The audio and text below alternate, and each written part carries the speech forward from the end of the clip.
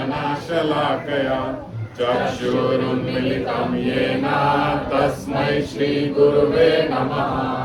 श्रीगौराङ्ग नित्यानन्द श्री अद्वैत चन्द्र गदाधर श्रीवासादि गौर भक्तवृन्द वाञ्छाकल्पतरुभ्यश्च कृपा सिन्धुभ्येव च पतितानां पावनेभ्यो वैष्णवेभ्यो नमो नमः।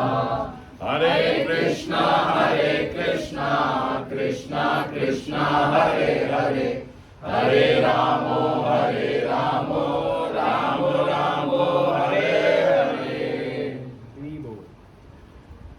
तो श्री श्री चैतन्य भागवत और चैतन्य चरितामृत के माध्यम से और श्रीमन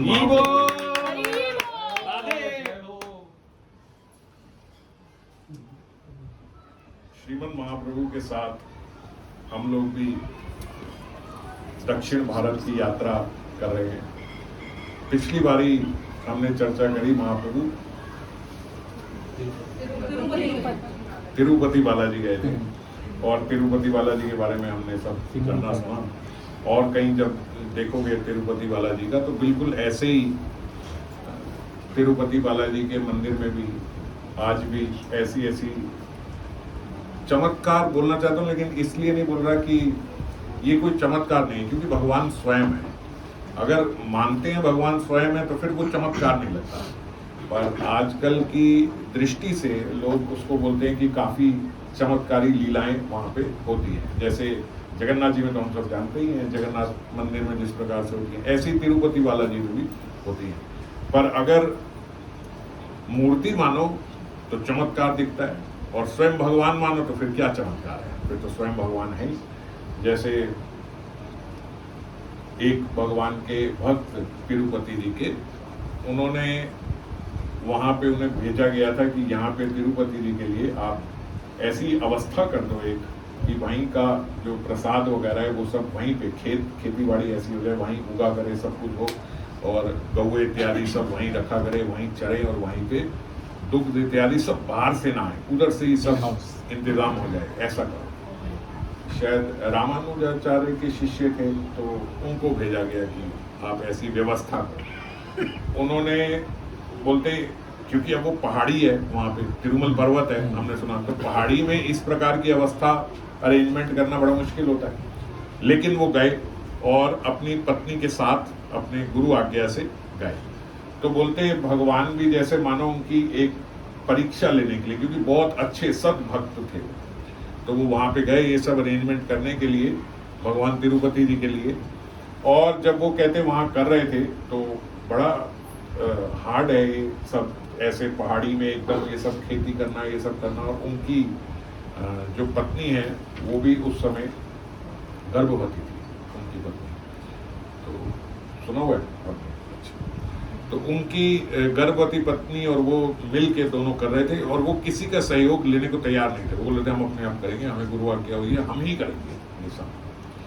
तो करते करते बोलते जब तिरुपति जी ने देखा उनकी निष्ठा, तो तिरुपति जी स्वयं एक बालक स्वरूप में आए और वहाँ पे उनकी मदद कर। और उन्होंने तो जाना नहीं, उन्होंने सोचा एक बालक ऐसे कर रहा है, तो उन्होंने बालक को बोला कि जाओ बेटा आप मत करो, हम अपने आप करेंगे। अब वो बालक और बड़ी कड़ी मेहनत करता है, क्योंकि स्वयं तिरुपति जी भगवान है। तो वो देख के बड़ा ऐसे हुआ कि भाई ये बालक, छोटा सा बालक इतनी मेहनत कर रहा है, ये सब करो। उन्होंने बालक बोला आप जाओ जाओ जाओ, आप ये सब नहीं करोगे। बड़ा सख्ती से बोला, तब भी वो नहीं माना। वो तो भगवान थे, वो माने नहीं, वो करने लगे। तो उन्होंने बोलते वो खुरपी जो थी जिससे वो ये सब वो कर रहा था, वो खुरपी से उन्होंने एकदम ऐसे साइड किया तो उस बच्चे की यहाँ ठोड़ी पे खुरपी लग गई। अब उनको बड़ा बुरा लगा कि मैं मारना थोड़ी चाहता था, मैं तो उसके भले के लिए हटाना चाहता था कि हट जाए यहाँ से, ये बालक ना जाए। और वो बालक बोलते उसकी खून निकलने लगा और वो चला गया। अब वो जो भक्त थे उनके हृदय में बड़ी वेदना हुई, पीड़ा हुई कि मेरी वजह से बालक को मार दिया मैंने। और जब शाम को बोलते तिरुपति जी के दर्शन करने गए तो तिरुपति जी की थोड़ी से खून निकल रहा था। तब उन्हें समझ में आया ये तो साक्षात हरि थे, वो कोई साधारण बालक नहीं था।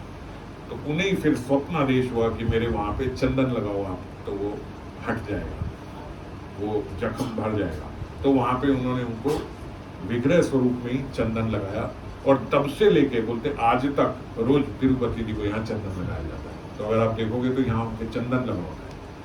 क्यों लगा होता है? क्योंकि उनके यहाँ कट पड़ गया था, तो इसलिए आज तक चंदन। तो साक्षात हरि है, साक्षात भगवान है। ऐसे बड़े सारे वहाँ पे अलग अलग वहाँ की भी, जैसे जगन्नाथ जी की लीलाएं सुनते हैं, ऐसे बड़ी लीलाएं हैं वहाँ पे। वहाँ रोज तुलसी अर्पण जो होती है, वो तुलसी भी बोलते किसी को प्रसाद में दी नहीं जाती, वो तुलसी एक कुएं में डाल दी जाती है। लीला है वहाँ की कोई, ये भी इसी प्रकार की, वो तुलसी प्रसादी तुलसी दी नहीं जाती, प्रसादी तुलसी वहाँ डाली जाती। तो अनेक और जानोगे, मतलब जिस प्रकार जगन्नाथ मंदिर एक बड़ा भव्य मंदिर है, ऐसे। तो अब श्रीमन महाप्रभु वहाँ सब ये दर्शन करते हुए, आगे हमने पिछली बार चर्चा करी थी, हम भी श्रीमन महाप्रभु के साथ साथ अनुगत्य में दक्षिण भारत यात्रा करेंगे। तो अभी वहाँ से वो गए फिर मदुरई।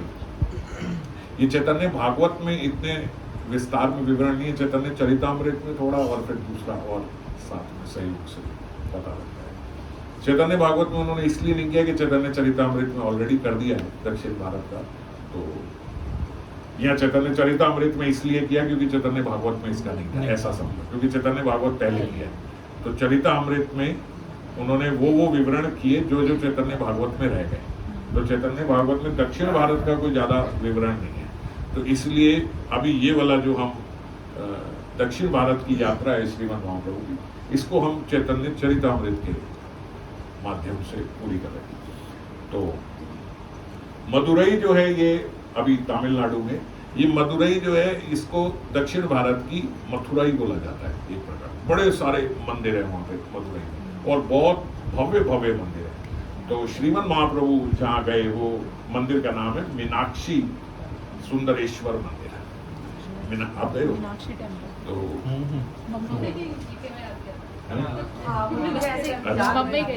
किया हुआ, गए हुए हो?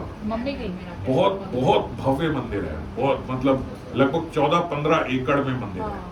और आप एक बिल्डिंग देखोगे तो जहां तक गर्दन ऊपर जाएगी, उठा के देखोगे वो वहां तक जा रही है। ये एक द्वार है, ऐसे 4 द्वार हैं चारों दिशाओं में, और चारों दिशाओं से लोग अंदर प्रवेश कर सकते हैं। ऐसा बहुत भव्य मंदिर है मीनाक्षी। तो मीनाक्षी सुंदरेश्वर, मीनाक्षी कौन है? मीनाक्षी पार्वती जी है, और सुंदरेश्वर जो है वो भगवान शिव। तो सुंदरेश्वर जी का शिवलिंग और साथ में मीनाक्षी जी के विग्रह, भगवान ने वहाँ दर्शन किए। श्रीमन महाप्रभु ने दर्शन करके वहीं जैसे जो होना चाहिए, जो हम हर बार ही चर्चा करते हैं कि हम भी धाम पे जाए, जहाँ पे भी दर्शन करें वहाँ उनके बारे में जाने कि ये विग्रह कहाँ से प्रकट हुए, कहाँ से हैं, किन के हैं, किन गोस्वामी के हैं, किस प्रकार से सेवा हुई और क्या सारा। तो उससे क्या होता है, क्या होगा, इसको जानने से हमारा उनके साथ एक संबंध बनेगा जब जानेंगे। तो श्रीमान महाप्रभु ने पूछा कि यहाँ की क्या कथा है, श्रीमान बताइए। तो उन्होंने बताया कि एक समय पे राजा थे मलय ध्वज राजा, और उनकी पत्नी थी कंचनमाला। इनकी कोई संतान नहीं थी, तो इन्होंने अपनी एक पुत्री की इच्छा के लिए, ये देखो हमारे इतिहास में ऐसे कई सारे विवरण हैं, कई सारे जो हम देखेंगे कि जो निसंतान माता पिता थे, या ये जैसे मलय ध्वज भी थे और इनकी पत्नी थी, ये राजा थे मलय ध्वज वाले की, लेकिन तब भी इनकी इच्छा पुत्र पाने की नहीं थी, इनकी इच्छा पुत्री की थी। तो पुत्री पाने के लिए ही इन्होंने यज्ञ किया, और जब यज्ञ कहते काफी समय तक चला, तो उस यज्ञ के बीच में ही इन्हें स्वप्नादेश हुआ कि देवी इनके स्वप्न में आई, माता पार्वती, उन्हीं का ये यज्ञ कर रहे थे। जनरली जब संतान के लिए करें तो पार्वती जी की पूजा की जाती है, और पति के लिए कोई या पत्नी के लिए करे तो शिव जी की जाती है। हालांकि भगवान शिव परम भक्त है, हमें हर प्रकार का भजन, हर प्रकार की भक्ति देने में सक्षम है, लेकिन एक कर्म कांड के माध्यम से ऐसा देखा जाता है कि लोग पति पत्नी के लिए ज्यादा शिव जी की पूजा करते हैं, संतान इत्यादि के लिए, उसके लिए। हालांकि गोपियों का अगर देखें तो गोपियों ने पार्वती जी की पूजा भगवान कृष्ण को पाने के लिए की थी। तो उन्होंने यज्ञ किया पार्वती जी का, तो यज्ञ के बीच में ही एक दिन उन्हें स्वप्नादेश हुआ मलय ध्वज को, जिसमें माता पार्वती जो है उन्होंने दर्शन दिए, और उन्होंने पार्वती जी से बोला कि मुझे ऐसे ऐसे पुत्री चाहिए। पार्वती जी ने उन्हें बोला कैसी चाहिए बताइए। उन्होंने कहा आपका ही स्वरूप हो, ऐसी चाहिए। तो जब उन्होंने कहा आपका ही स्वरूप हो, तो पार्वती जी ने उन्हें बोला कि आप चिंता ना करो, मेरे जैसा क्या, मैं ही आपके घर पे पुत्री बन के आऊंगी। और उस यज्ञ में से ही, बोलते जब वो यज्ञ हो रहा था तो यज्ञ में से ही वो प्रकट हुई देवी, वो यज्ञ में से ही उनको वो पुत्री मिली। तो अब क्या होता है, जब एक माता पिता का स्नेह बनता जाता है, एक मोह हो जाता है, तो उसमें धीरे धीरे धीरे धीरे धीरे जैसे जैसे वो पुत्री बड़ी हुई, तो वो लोग ये भूल गए कि भाई हमें तो स्वप्नादेश हुआ था कि स्वयं पार्वती जी आएंगी, ये वो भूल गए। पार्वती जी ने उनको हालांकि स्वप्नादेश दिया था कि मैं ही आऊंगी आपके घर पे, लेकिन अपने जैसे एक, फिर अब बच्चा तो बच्चे की तरह ही रहता है, और जो माता पिता होता है जब वो पालक होता है तो खासकर फिर वो उनमें भगवतीय दर्शन तो नहीं कर पाता। तो एक समय के साथ वो भूल गए कि ये स्वयं माता पार्वती है, और उन्होंने उनको ही अपना उत्तराधिकारी, जैसे एक राजा युवराज घोषित करता है, ऐसे उनको ही अपना उत्तराधिकारी भी घोषित किया। नाम हुआ उनका मीनाक्षी, क्योंकि बचपन से ही उनके जो नयन थे वो मछली की तरह बड़े बड़े नयन, तो मीन की तरह आक्षी, मीनाक्षी, तो नाम हुआ मीनाक्षी। तो वो बड़ी हुई, उन्हीं को उत्तराधिकारी हुआ। अब उनके एक दिन राजा को ही फिर से स्वप्नादेश हुआ, और उसमें भगवान शिव आए, और भगवान शिव ने बोला कि आपके घर जो कन्या है वो कोई और नहीं, मेरी शक्ति है, पार्वती है, तो मेरा विवाह, आप उसका विवाह जो है मेरे साथ ही कराना। अब इन्होंने जब अब सुना तो बड़ी हैरानी हुई कि अच्छा, हमारे घर साक्षात देवी, साक्षात पार्वती है क्या हमारे घर में? नहीं नहीं, ये तो हमारी बच्ची है, ये कहाँ पार्वती है, ये ऐसे हुआ। स्वप्नादेश में कई बार आदमी कंफ्यूज हो जाता है कि यार सच भी हुआ है या मेरा भ्रम था, ऐसा आया। तो साक्षात तो आए नहीं, पता नहीं, शायद मेरे दिमाग में आजकल शादी चल रही हो तो ऐसे आया कि भगवान शिव बोल रहे हैं। उन्हें लगा पता नहीं सत्य है कि नहीं है, समझ नहीं। तो उन्होंने अपनी जब पत्नी कंचनमाला से चर्चा करी, कंचनमाला जी ने कहा अच्छा, हमारे घर देवी है ये साक्षात पार्वती है, जिनको हम इतने दिन से पाल रहे हैं, ये सब कर रहे हैं। बोलते हाँ ऐसा स्वप्नादेश हुआ। उन्होंने कहा अच्छा चलो इनसे ही पूछते हैं। तो वो जाके उन्होंने मीनाक्षी से पूछा कि बेटा तुम बताओ, तुम क्या पार्वती हो, साक्षात देवी हो क्या, भगवान हो? तो उन्होंने बोला नहीं नहीं बेटा जी, मैं तो आपकी कन्या हूँ। मैं कहा, कहते हाँ हम भी यही सोच रहे थे कि तुम क्या तुम देवी हो। तो फिर बोला नहीं, लेकिन भगवान शिव आए थे, उन्होंने, अब मीनाक्षी जो शक्ति का ही अवतार है, उन्होंने कहा ये तो बड़े, मैं तो ह्यूमैनिटी में बोला भाई हाँ आप ही कहते हैं। उन्होंने कहा हाँ हाँ मैं देवी। तो बोलते देवी हो तुम? हाँ। तुम वही दिव्य पार्वती जी हो? बोले हाँ मैं वही। बोले अच्छा जरा हमें दर्शन कराओ उसके। बोले देखिए पिताजी, आपके लिए तो मैं कन्या आई हूँ, आपकी पुत्री हूँ, तो आप वो सब छोड़ो कि देवी के दर्शन कराओ, ये करो, मैं आपकी पुत्री हूँ। बोले नहीं नहीं, शिव जी का हमारे को जो स्वप्नादेश हुआ कि वो आएंगे और वो तुम्हारे साथ विवाह करेंगे, तो अब वो किस स्वरूप में आएंगे, कैसे आएंगे? बोले वो आपको पता लग जाएगा, आप करा। बोले ऐसे तो नहीं, हम किसी के साथ भी विवाह करा देंगे तुम्हारा। अब वो राजा है क्योंकि, तो उन्होंने कहा ऐसे तो नहीं विवाह कराएंगे किसी से भी, हमें क्या पता, तुम पार्वती हो पता नहीं चला, कोई शिवजी आएंगे पता नहीं चलेगा, किससे विवाह कराएंगे, तुम हमें अपने स्वरूप के दर्शन कराओ। उन्होंने कहा देखो पिताजी एक जगह पे रहो, या तो मेरे को देवी मान लो या मुझे पुत्री मान लो, दोनों बातें नहीं हो सकती, आप बताओ। उन्होंने कहा नहीं नहीं, तू ऐसा कर, पुत्री उतरी तू हमें देवी के दर्शन दे दे भाई। उसने कहा देख लो, फिर एक बार देवी के दर्शन हो गए, फिर पुत्री नहीं रहूंगी आज, फिर देवी हो जाऊंगी। तो हाँ तुम पति पत्नी ने कहा हाँ तुम देवी हो जाओ, हमें देवी के दर्शन करा दो।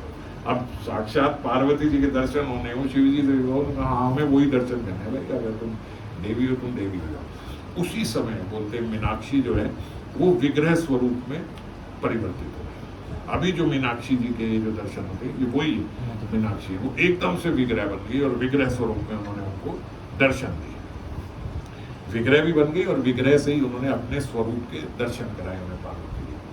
अब जब दर्शन करे तो वो ऐसे हुए, अपने सौभाग्य की सीमा नहीं रही उनकी कि हमारा ऐसा सौभाग्य कि स्वयं पार्वती जी हमारे घर इतने दिन से पुत्री बने हुई थी। उन्होंने बोला ना ना ना बेटी बेटी तुम वापिस आ जाओ। ना ना ना ना, अब बेटी नहीं पिताजी, अब तो मैं देवी हो गई, अब वापस नहीं आऊंगी, मैंने आपसे पहले ही कहा था यहाँ तो कन्या मान लो या फिर देवी मान लो। तो माता पिता रोने लगे। उन्होंने कहा अरे हमने तो आपका पानी ग्रहण भी नहीं किया, कुछ नहीं किया, हमें तो शिव जी का स्वप्नादेश हुआ था आपके साथ विवाह कराएंगे ये करेंगे, अब ये तो कुछ हुआ ही नहीं, अब क्या करेंगे, अब तो शिव जी की बात भी रह गई, उसका अपराध भी लगेगा। उन्होंने कहा नहीं कोई बात नहीं, आप ही के महल के आगे नीचे, पृथ्वी के नीचे आप ढूंढिए, वहीं पे सुंदरेश्वर भगवान के एक शिवलिंग है, आप उसको निकालिए और उसके साथ मेरा विवाह करा दीजिए, वो साक्षात भगवान शिव है। फिर उन्होंने खोज जारी करी और देखा तो वाकई में नीचे से शिवलिंग प्रकट हुए। वो शिवलिंग उन्होंने स्थापना करी और उनके साथ फिर उनका अपनी पुत्री संवती, जैसे पुत्री का विवाह करते हैं ऐसे ही बिल्कुल अच्छे लेवल पे जैसे एक राजा विवाह करेगा अपनी पुत्री का, ऐसे मीनाक्षी और सुंदरेश्वर भगवान का विवाह कराया। तो वही आज दर्शन होते हैं जो हम देखते हैं, वही मीनाक्षी और सुंदरेश्वर भगवान के दर्शन होते, भगवान शिव और पार्वती, सुंदरेश्वर भी शिवलिंग स्वरूप में और मीनाक्षी जी के विग्रह है। तो हालांकि जो बड़े शिव जी के जैसे बड़े मंदिर होते हैं तो उसमें पादल पेत्र स्थालम बोला जाता है, जिसमें 275 भगवान शिव के मंदिर आते हैं जगह जगह पे। अभी मैं बहुत सारा विवरण नहीं करूँगी, तो शिव जी के तो बड़े सारे दर्शन भगवान ने किए, तो वो 275 मंदिरों में से ये एक मंदिर माना जाता है। तो भगवान ने यहाँ दर्शन किए। यहाँ से दर्शन करने के बाद फिर भगवान आगे मदुरई से निकले और मदुरई से और हैं और 4-5 दर्शन करते करते करते फिर भगवान पहुंचे रामेश्वर। रामेश्वरम की किसी ने दर्शन करे अभी तक? आप धन्य हो माता जी, आज आप आए हो। तो लीला मंदिर नहाए थे वहाँ पे, लीला स्नान करा 27 थे तभी थोड़ा टाइम पहले। जो नहाने का चोर हो उसको वहाँ भेज दो, तो 1 साल का नहाना हो जाएगा उसको वहाँ पर। रामेश्वरम में जैसे अगर आप अंदर मंदिर में प्रवेश करोगे तो 27 कूप हैं वहाँ पे। तो कुएं जैसे छोटे छोटे सरोवर हैं, कुएं जैसे बने हुए हैं। तो असल में अब बताता हूँ सारा के वहाँ सब भीगा भीगा ही रहता है। आप पूरे मंदिर के दर्शन करोगे तो सब गीला ही गीला पूरा सब, और सारे लोग भी गीले, कोई सूखा आदमी नहीं मिलेगा वहाँ पे। क्यों? क्योंकि आप आगे एक ही रास्ता है, आप आगे जाओ, वो एक कूप में पुजारी जी खड़े हैं, वो एक बाल्टी उठाएंगे आप पे डाल देंगे, आगे जाओ वो बाल्टी उठाएंगे आप पे डाल देंगे, पूरे 27 बाल्टियां आप पे डाल के आपको आगे भेजेंगे। 28 हो सकते हैं, 26 नहीं होंगे, और भी बहुत सारे लाखों जल वहाँ पे बाल्टियां निकल रहा है, लेकिन जल उतने का उतना ही, जल कभी खत्म नहीं होता, सूखता नहीं, कभी कुछ नहीं होता, दिव्य है सब। मोबाइल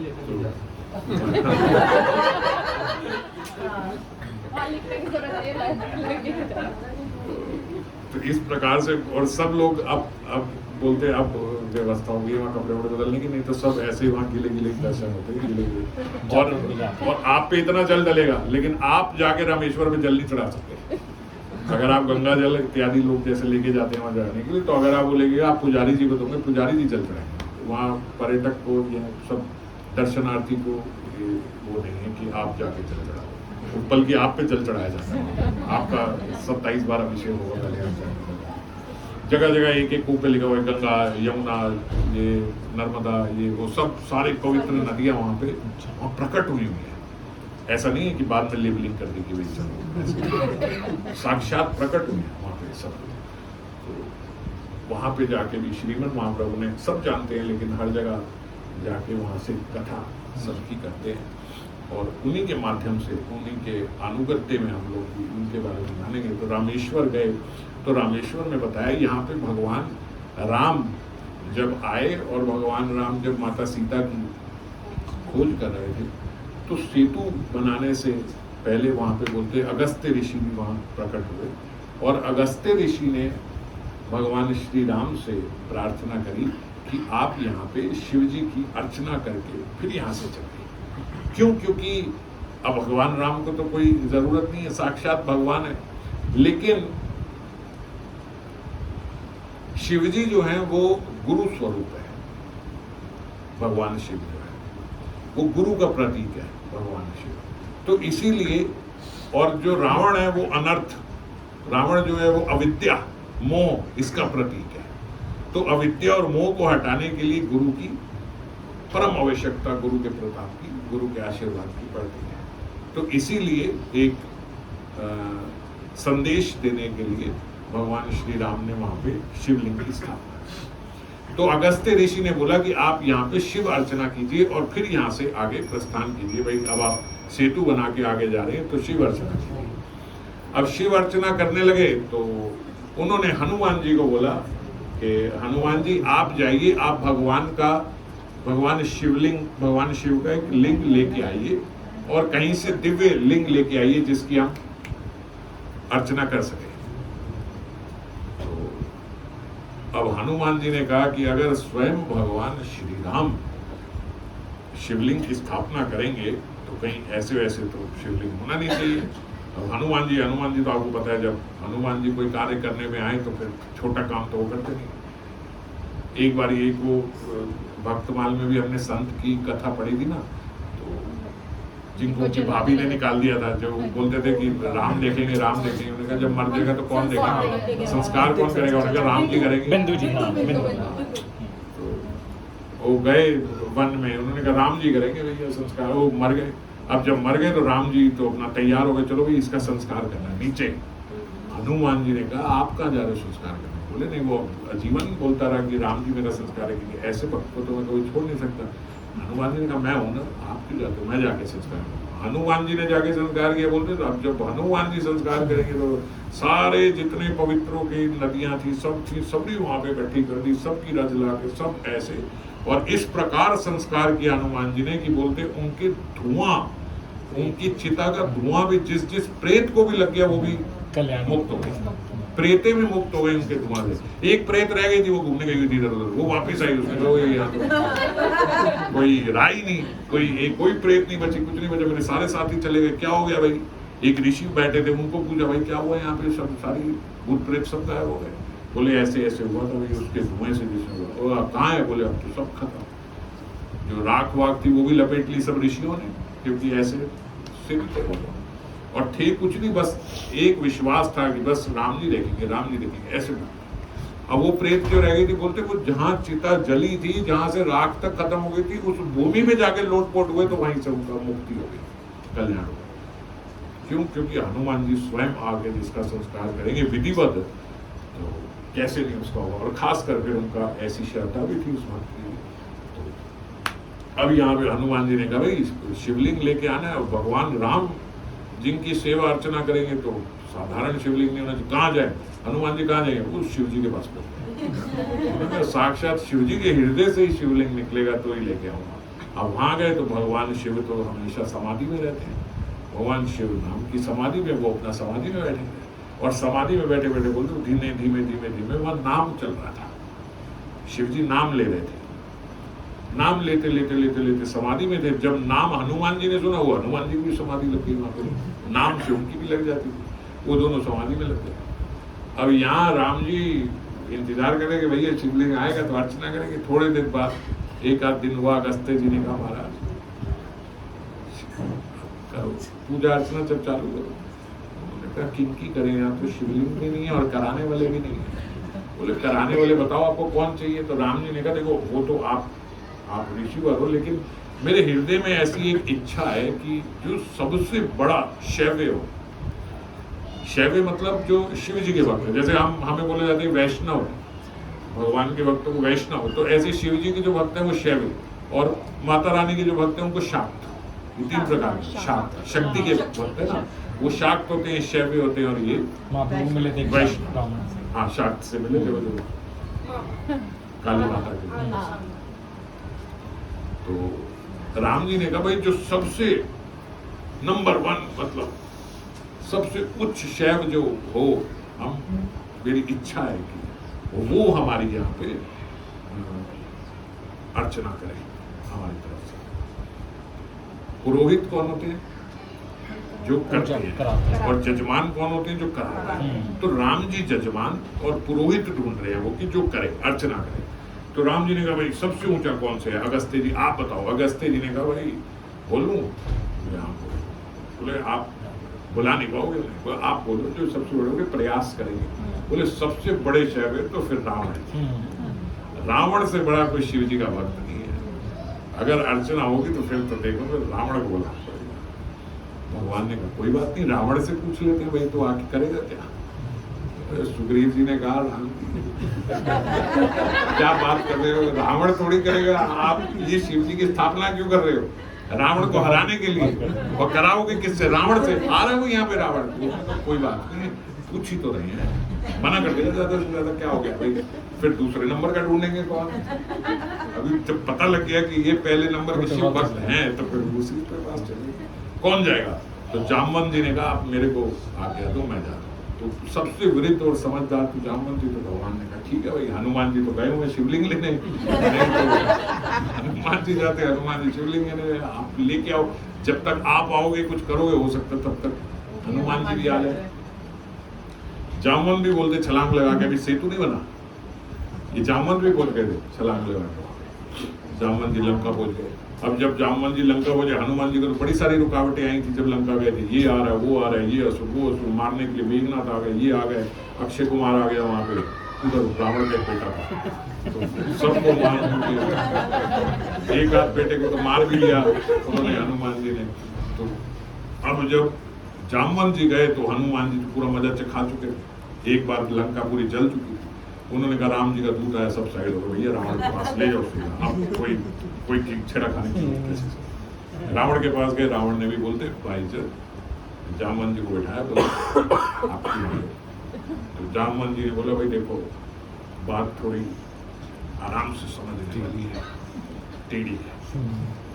रावण ने बोला कोई बात नहीं, आप बताओ, आप दूत हो, आप चिंता मत करो, आप जो भी बोलोगे आपकी सुरक्षा होगी, आप आराम से जाओगे। अब सब सही हो गया, उन्हें पता भैया एक हनुमान जी से कमरा ले लिया। जामवंत जी ने कहा देखो ऐसे ऐसे भगवान जो हैं वो रामचंद्र जी शिव जी की स्थापना करना चाहते हैं, शिव जी की अर्चना करना चाहते हैं, और सबसे बड़े शैव तो आप ही हो, तो वो पुरोहित रूप में आपको चाहते हैं कि आप वहां पे आके शिव जी की अर्चना करो। अब रावण के मन में उस समय ऐसा आया कि मैं ब्राह्मण हूं, रावण ब्राह्मण था, ऋषि पुत्र था। अब रावण खुद अपने आप को असुर मानने लगा था, वो भी भूल गया था कि मैं ब्राह्मण हूं। और अगर ऐसे व्यक्ति को कोई कहे कि, और वो भी शत्रु, भगवान श्री राम बोल रहे हैं कि भाई आप पुरोहित बनो, आप ब्राह्मण हो, वो रावण ने सोचा कि मेरे को कोई ब्राह्मण बोलने वाला, मेरे को कोई पुरोहित बनाने वाला तो आज तक ऐसा हुआ ही नहीं, सब के सब मुझे असुर समझते हैं, और मेरा भय ऐसा है, सब ऐसा है कि सब डरते हैं तो मेरी पूजा करते हैं, पर कोई मुझे ब्राह्मण समझ रहा है, मेरे को पंडिताई कराना चाहता है, मेरे को बुलाना चाहता है शिव जी की अर्चना करने के लिए, अवसर तो नहीं छोड़ूंगा यार, मन में सोचा उसने। तो रावण ने उनको बोला कि चलो ठीक है, चलेंगे, हम स्थापना करेंगे शिव जी की। अब जब रावण ने बोला तो उन्होंने बोला भाई देखो जामवंत जी ने, किसी अंधकार में मत रहना, तुम्हें पहले बता देता हूँ, प्रयोजन ये है, अब जो पुरोहित बनेंगे तो प्रयोजन का पता लगा, प्रयोजन ये है कि जिस कार्य के लिए वो निकली उसकी सिद्धि हो जाए, और कार्य तुम जानते हो क्या है, तो ये प्रयोजन। अब आप बोलो चलना है तो ठीक, नहीं तो बोलो बताओ। रावण ने कहा कोई बात नहीं, अगर आपने मेरे को पुरोहित रूप में अगर माना, देखो भाई इतनी बड़ी आपने मेरे को, चलो चलो। अब चलने लगे रावण, तो रावण ने पूछा सुनो बात सुनो जामवंत, ये यजमान कौन होगा भाई, ये ब्रह्मचारी है कि गृहस्थ है, कौन है? अब उन्हें लगा पता नहीं कौन है, लक्ष्मण जी कराएंगे, कौन कराएगा, कौन वहां पे बैठेगा, तो उन्होंने कहा गृहस्थ है, बिल्कुल गृहस्थ है। उन्होंने कहा भाई पत्नी है उनकी साथ में? जामवंत ने कहा महाराज वो विघ्न तो आपने ही डाला। बोले कौन? राम जी की जजमान है, वही कराएंगे, आपसे कराएंगे। बोले देखो फिर तो हो नहीं सकता, क्योंकि जब कोई ऐसा कार्य होता है तो उसमें या तो ब्रह्मचारी हो तो बैठ सकता है, अगर वो गृहस्थ में है तो उसको अपनी पत्नी के साथ ही बैठना होगा यज्ञ में, बिना पत्नी के नहीं बैठ सकता। अब जब बाद में भी सीता माता चली गई थी और अश्वमेध यज्ञ हुआ था तो स्वर्ण सीता जी बनाई गई थी, तो उन्होंने बोला पत्नी तो साथ बैठेगी बैठेगी, और मैं अगर करा रहा हूं तो देखो 1% भी चूक नहीं हो सकती, वेदों में या इसमें या उसमें होगा। अगर आपने रावण को एक जाना है तो फिर विधि से होगा। तो बोले महाराज बताओ फिर विधि क्या है? सीता जी आप ही। तो रावण ने बोला कि देखो अगर आपने मुझे बोला है कराने को तो मैं भी चलूंगा, लेकिन सीता जी को भी लेके आऊंगा साथ में, पर उस समय सीता जी जो है वो आपकी नहीं है, मैं यज्ञ के लिए लेके आऊंगा, सीता जी बैठेंगी और उसके बाद सीता जी वापस मेरे यहाँ पे आ जाएंगी, केवल आपके यज्ञ के लिए सीता जी को लेके आऊंगा। तो ठीक है, मैं जाके पूछ लेता हूँ। जामवंत जी ने कहा आपका पूछ क्या हो। जामवंत जी वापस गए और वो तो बोले राम जी भैया ये तो अटपटी बात कर रहे हैं, मेरे को समझ नहीं आ रही है, अब उसकी कोई चाल है क्या है। आप बोले मान गया, बोले हाँ मान गया रावण। क्या बोल रहा है, बोले उसने कहा जी कि सीता जी जो है वो मेरी प्रॉपर्टी है, उस समय मैं लेके आऊंगा, आपके समक्ष बैठेंगी, आप सब करोगे और उसके बाद सीता जी वापस आएंगी पुष्पक विमान में यहाँ पे। राम जी ने कहा नथिंग टू लूज, हमें क्या है, लेके आए कोई बात नहीं, अगर ऐसा है तो ऐसे ही सही। रावण के बाद रावण ने कहा ठीक है। माता सीता को रावण पुष्पक विमान में बिठा के लेके आए वहां पे, और राम जी और सीता जी का विधिवत, अब जब राम जी और सीता जी मिले तो पुरोहित है, अब पुरोहित को प्रणाम करना चाहिए, यज्ञ आदि से पहले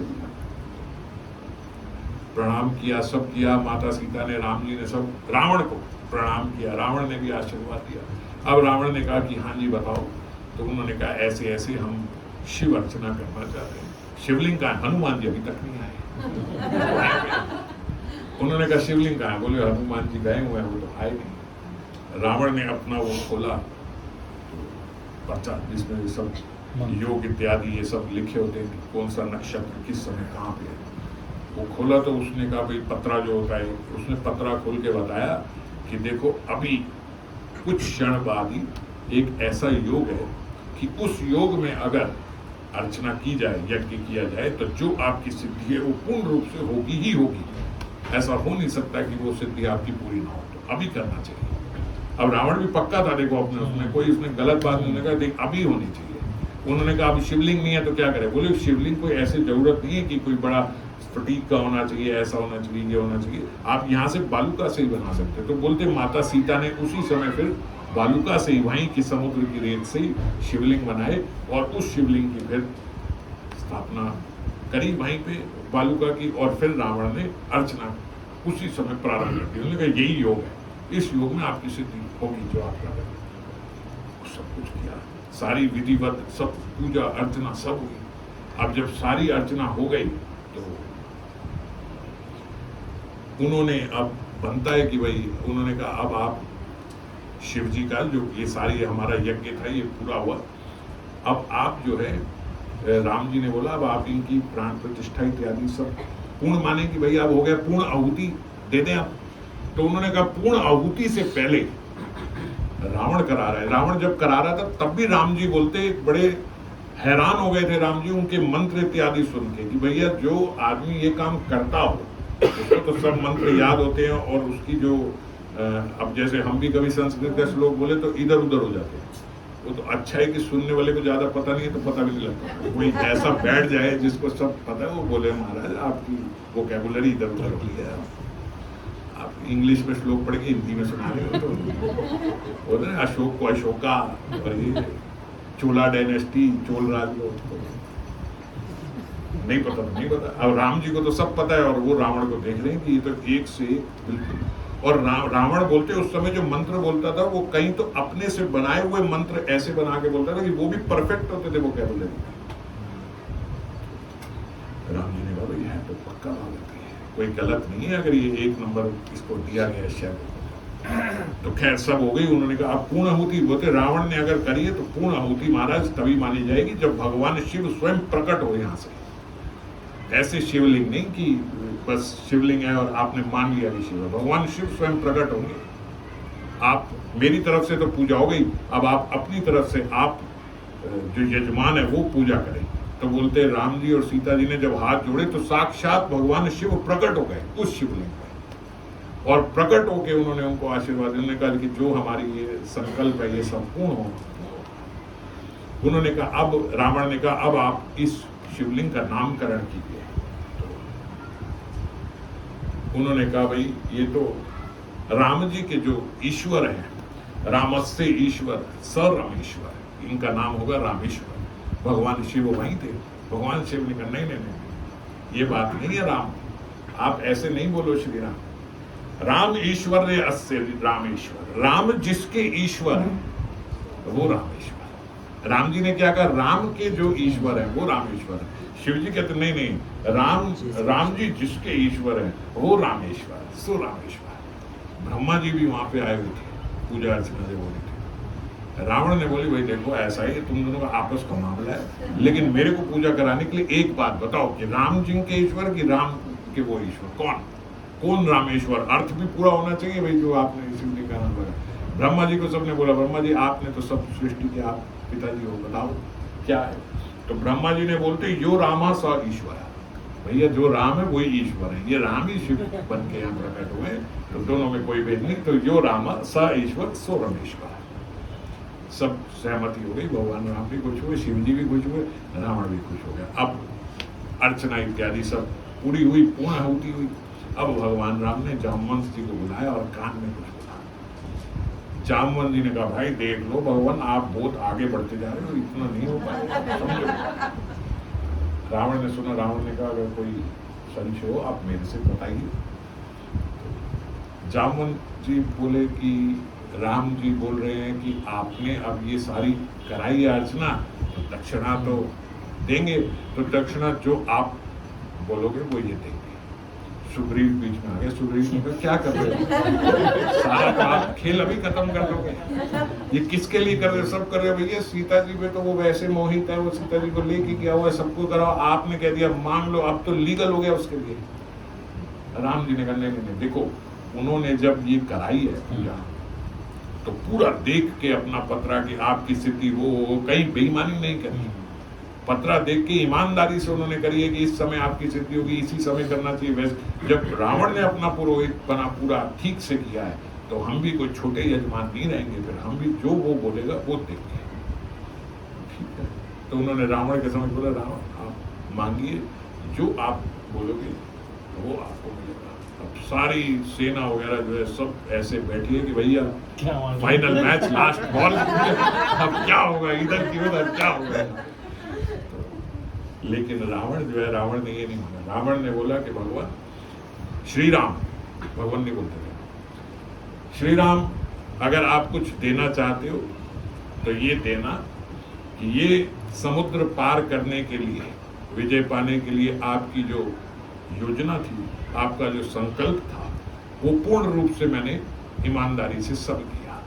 अब भव सागर पार कराने की जो मेरी योजना है और मेरा संकल्प है, वो पूर्ण रूप से आप पूरा करोगे। उसमें मेरे पुरोहित आप रहोगे और मैं जजमान हूँ, आपको करना पड़ेगा, हिसाब बराबर हो जाएगा। और पूरे परिवार समेत आपकी पूरी सेना जाएगी और मेरा भी पूरा परिवार जाएगा। कंजूसी ना करना उसमें कि ये नहीं वो नहीं वो नहीं। अब सब लोग बड़े हर्षित हुए के बाद रावण ने बोला तामस तनु किछु साधन नहीं, प्रीत न पद सरोज मन माई। अरे ये तो तामस शरीर है। हालांकि इस रामायण में विभीषण जी ने बोला था, लेकिन यही उनका भी भावार्थ था जो उन्होंने बोला। ये अध्यात्म रामायण में ये सब दिया गया है, अलग अलग है क्योंकि अलग अलग कल्पों में अलग अलग रामायण होती है। उन्होंने बोला भाई देखो, मेरे इस शरीर से मैं आपकी प्रेमा भक्ति कर सकूं वो मेरे बस का नहीं है। मैं असुर शरीर, मेरा तामस शरीर में वो कर नहीं पाऊंगा, हो नहीं पाएगा मुझसे। इसीलिए मैंने ये भय भक्ति, ये रिपु भक्ति, ये जो है ये दुश्मनी जो है मैंने आपसे मोल ले ली। एक ये भी भक्ति होती है, तो ये भक्ति इसीलिए मैंने पकड़ ली कि ये कर लूंगा मैं दृढ़ता से। और आज उसका फल मिल गया, आप साक्षात आ गए और आप ही मेरा वध करने के लिए अब आओगे। मगर रावण राजा है, विधि से लड़ेगा। सीता जी अभी मेरे साथ जाएंगी, आप इनको लेने के लिए आओ, आपका जो संकल्प है वो पूर्ण होगा। अब क्योंकि पुरोहित है तो वो यजमान है, उन्होंने उनको ये दक्षिणा भी दी, पहले ये दक्षिणा दी, ठीक है, पूरे परिवार समेत आपका कल्याण होगा। उसके बाद माता सीता और राम जी ने प्रणाम किया रावण को, और रावण ने आशीर्वाद दिया कि जो आपका संकल्प है वो पूर्ण। ये पुरोहित, उन्होंने भी पुरोहित रूप से आशीर्वाद दिया, उन्होंने भी, यजमान ने जब उन्होंने उनसे वो मांगा था उनको वो दक्षिणा रूप में मुक्ति और कल्याण मिलेगा। ये करके राम जी बोलते, रावण बोलते ऐसा नहीं है मैं आपको जानता नहीं हूँ, मैं बहुत पहले समझ गया था कि आप साक्षात भगवान। जब आपने खरदूषण को मारा था मैं तभी समझ गया था। अब खरदूषण यहाँ तो टीवी सीरियल में दिखाया जाता है, सबसे पहले ऐसे सस्ते में मार दिए खरदूषण को, मगर खरदूषण बिल्कुल रावण जितनी पावरफुल था। इसीलिए आता है खरदूषण मौसम बलवंता, रावण ने कहा तिन्हीं को मारे बिनु भगवंता। भगवान के बिना उन्हें कोई मार नहीं सकता।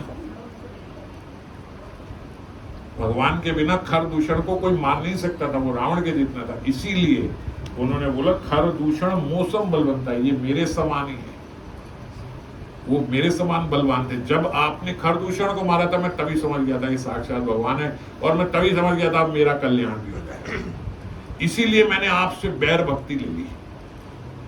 उसी समय मैंने पक्का कर लिया भैया अब इनसे बैर ले लो, ये पक्का का पक्का मारने आएंगे और कल्याण हो जाएगा, और तो कोई मेरे से भजन होगा नहीं। तो जीव गोस्वामी ने भी अपने बताया टीका में कि देखो जो रावण और कुंभकर्ण है, इनके भीतर जय और विजय भी है, और इन्हीं के भीतर जलंधर और प्रताप भानु जैसे असुर भी है।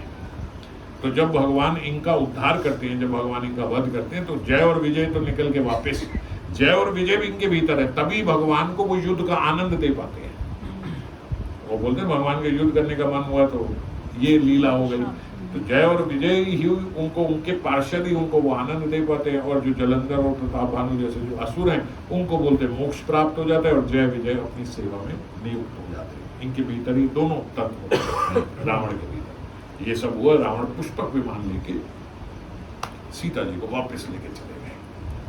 अब वो लेके गए तो अब हनुमान जी आए शिव जी से शिवलिंग लेके। शिव जी की जो समाधि है वो कब भंग हुई, जब शिव जी यहाँ प्रकट हुए। अब एकदम तो आंख खुली, यहाँ आ गए रामेश्वर, और जब यहाँ से वापस गए देखा हनुमान जी बैठे। हाँ जी बोलो। वो बोलते शिवलिंग चाहिए। शिव जी ने कहा ठीक है भाई अब क्या बोलूं इन्हें कि शिव जी ने कहा ठीक है आप ये शिवलिंग लो। हनुमान जी आ गए, भगवान आपके लिए शिवलिंग। अरे हनुमान जी तुमने बहुत देर कर दी, तो सब हो गया। क्या बात कर रहे हो? बोले हाँ यहाँ तो सब हो गया सब। नहीं वो बोलते हनुमान जी अरे आप समझ नहीं रही, ये पता है कौन शिवलिंग है? ये उनके हृदय से प्रकट हुए हुए शिवलिंग है। आपने ये बालू के शिवलिंग बना के आप सोच रहे हो। भगवान भी कौतुक है। भगवान का ठीक है ये बालू के हटा दो, तुम अपने यहाँ रख लो, फिर इन्हीं से कर लेते हैं अगर ये बालू के। हाँ हनुमान जी के तो बालू के हैं, तो ऐसे हाथ मारेंगे सब करो। ओ हनुमान जी ने ऐसे हाथ मारा, कुछ नहीं हुआ, और दम लगाया कुछ नहीं हुआ, पूरा दम लगाया कुछ नहीं। बोले हनुमान जी ने अपनी पूंछ से लपेट के जोर की खींचा, पूंछ मारेगी, हनुमान जी समुद्र में जाए। हनुमान जी ने ये क्या हो गया भाई? भगवान राम ने स्वयं भगवान शिव प्रकट हुए थे, रावण आए थे यहाँ पे कराने के लिए, वो इतना कुछ हो गया, सारी लीला पता लगी हनुमान जी। हनुमान जी ने कहा तो मैं तो ये लेके आया था शिव जी भी आ गए थे। कोई बात नहीं, आप इनकी भी स्थापना यहाँ पे करो, जैसे ये रामेश्वर है ऐसे ये हनुमानेश्वर हो जाएंगे। तो अभी आप रामेश्वर में जाओ तो रामेश्वर में रामेश्वर के साथ हनुमानेश्वर भी है, एक ज्योतिर्लिंग भी है, उनके दर्शन सुबह सुबह केवल मंगला के समय करे वो आपने सब। अच्छा 3 मुख्य रूप से है, तो हनुमानेश्वर भी वहीं पे है साथ में रामेश्वर में, तो भगवान ने उनका नाम रखा हनुमानेश्वर। भाई ये हनुमान जी लेके हैं, ये भी यहाँ रहेंगे रामेश्वर के साथ ही। तो रामेश्वर और हनुमानेश्वर वहां स्थापना करी, और उसके बाद फिर आगे को श्रीमन महाप्रभु ने खूब वहां भगवान शिव का भी कीर्तन किया, और हरिनाम संकीर्तन खूब 3-4 दिन 5 दिन बोलते। भगवान जब संकीर्तन करते थे श्रीमन महाप्रभु, तो बोलते कोई बीच में आ नहीं पाता था, मतलब ऐसे लगता था कि इतना तेज संकीर्तन और इतनी एनर्जी से संकीर्तन हो रहा है कि उसके बीच में प्रवेश नहीं कर सकते। जैसे आप समझ लो बड़ी तेज ज्वाला अग्नि कहीं जली हो, तो कोई उस समय सब पीछे हट जाते कि भाई अभी कुछ नहीं हो सकता। तो बोलते जब उनका जोर जोर का संकीर्तन और नृत्य चलता था, तो कोई ये नहीं पूछ पाता था कि भाई पानी प्यास लो, कुछ खाओगे, कुछ नहीं। 2-2 3-3 दिन 4-4 दिन ऐसे संकीर्तन होता था। तो रामेश्वर में इस प्रकार से खूब जोरों से भगवान ने, श्रीमन महाप्रभु ने संकीर्तन किया। फिर संकीर्तन करने के बाद रामेश्वर से भगवान फिर कन्याकुमारी हो गए। अब कन्याकुमारी की चर्चा फिर अगली बार है, बहुत सारी चर्चा आज ही हो जाएगी, तो फिर सब मिक्स हो जाएगा। मदुरई की आपने जानी मीनाक्षी और सुंदरेश्वर भगवान, और यहाँ पे ये रामेश्वर। फिर रामेश्वर में दर्शन, रामेश्वर के वहाँ जो समुद्र है वो भी बिल्कुल नीले रंग का है। साथ में जो समुद्र है, अगर समुद्र के दर्शन करो तो बिल्कुल एकदम नीला समुद्र है। तो वहीं पे फिर वहीं समुद्र से आगे जाके फिर उसमें सेतु भी वहीं पे है। हाँ जो सेतु बनाया था, हाँ धनुषकोटी भी वहीं पे है, और स्टीमर से फिर जाना पड़ता है वो सेतु के दर्शन करने के लिए। आगे लेके जाते हैं, वहाँ आगे बीच में दिखता है कि भाई सेतु जो है ये मतलब बना हुआ है। उसमें भी अभी तो एक गूगल पर की पिक्चर सरकार ने कुछ समय पहले ऐसा सोचा था कि भाई ये सेतु वहाँ थोड़ा प्रोमिनेंट है, तो वहाँ स्टीमर जो है सीधा नहीं जा सकता, घूम के जाना पड़ता है अगर जो आगे जा रहा है। तो सरकार ने सोचा था ये बीच में जो पत्थर वत्थर है ये हटवा दो। ऐसी भी सरकार आती है ना बीच में। तो उन्होंने कहा ये जो बीच के पत्थर है हटवाओ, ये वो स्टीमर को लंबा रास्ता लेना पड़ता है, बहुत सारा डीजल फूकता है, यहाँ पे करता है। फिर सब संत महात्माओं ने काफी उसका विरोध करा कि भाई वो भगवान का सेतु है, ऐसे थोड़ी, वो तो मंदिर गिराने के जैसा है कि आप ऐसा सोच रहे हो। और इतने में ही बोलते फिर नासा ने, तो हमारे यहाँ के कुछ नहीं कर पाते, वो नासा ने सैटेलाइट से फोटोज खींच के भेजा कि भैया सेतु है, आपके इतिहास में आप जो बोलते हो वो बना हुआ है, वो दिखता है। और अभी स्टीमर से भी फिर वो जाते हैं तो वहाँ दिखता है प्रॉब्लम। ये नीचे क्यों हो गया? क्योंकि जब युद्ध खत्म हो गया था ना, जब सब हो गया, लंका में विजय वाली सब हो गया, रावण मर गया, सब हो गया, जब भगवान राम वापिस आने लगे तो विभीषण जी ने बोला कि भाई अब तो लंका, विभीषण जी की अब वो नए लंकेश है। तो विभीषण जी ने बोला कि भगवान आपका तो प्रयोजन पूर्ण हुआ, अब आप अपना ये जो है सेतु इसको खत्म कर दीजिए, नहीं तो लंका की कोई सेफ्टी नहीं रहेगी। और लंका पे जैसे आपने चढ़ाई चढ़ दी, आप तो ठीक प्रयोजन से गया, तो कोई भी लंका पे आके चढ़ाई चढ़ जाएगा, तो फिर इसकी सेफ्टी। तो भगवान ने बोलते अपना एक तीर निकाल के उस पर ऐसे मारा, पूरा सेतु नीचे हो गया था उसी समय। तो भगवान राम ही सेतु उसको नीचे कर गए थे, तो वो सारा समुद्र के नीचे। इसलिए नीचे नीचे अभी भी अगर उससे सैटेलाइट के व्यू से देखें तो काले पत्थर सारे जुड़े हुए, बिल्कुल एक साथ जुड़े हुए सब दिखते हैं, एक वो उसकी तरह ही ऐसा सीन। ऐसे तो वो सेतु के दर्शन भी आगे जाके वो थोड़े से होते हैं, बीच में जाके जाते वहाँ पे। फिर वहीं से आगे कन्याकुमारी जो एक सबसे लास्ट पॉइंट है, वहाँ के भी दर्शन होंगे। क्यों उसे कन्याकुमारी बोला जाता है, वहाँ की क्या है, वो सब वहाँ पे भी जाके श्रीमद् महाप्रभु ने पूछा। अगली बार फिर वो सारी चर्चा है। जय